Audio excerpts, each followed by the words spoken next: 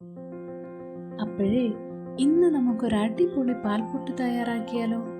അടിപൊളി എന്ന് ഞാൻ വെറുതെ പറയുന്നതല്ല കേട്ടോ, സൂപ്പർ ടേസ്റ്റുള്ള ഒരു ബ്രേക്ക്ഫാസ്റ്റ് ഐറ്റമാണ്.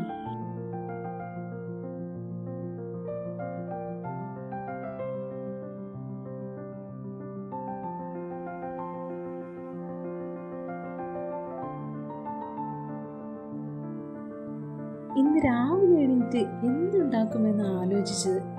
എന്നാൽ പിന്നെ പെട്ടെന്ന് തന്നെ ഒരു പാൽപുട്ടുണ്ടാക്കാമെന്ന് കരുതി. അതാകുമ്പോൾ എളുപ്പത്തിൽ ഉണ്ടാക്കുകയും ചെയ്യാം, കറികളൊന്നും ആവശ്യവുമില്ല.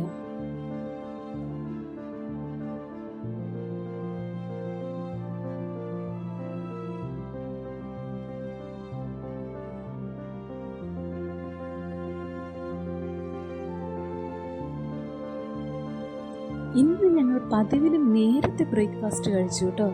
കാരണം എന്താണെന്നറിയോ? പാൽപ്പൊടിയുടെയും നെയ്യിൻ്റെയും ക്യാരറ്റിൻ്റെയും എല്ലാം കൂടി മണമടിച്ചപ്പോൾ പിന്നെ ഒരു രക്ഷയും ഉണ്ടായില്ല.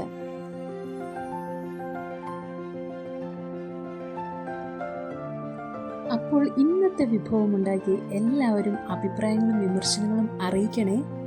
അടുത്ത വിഭവമായി ഉടനെ വരാം. Thank you.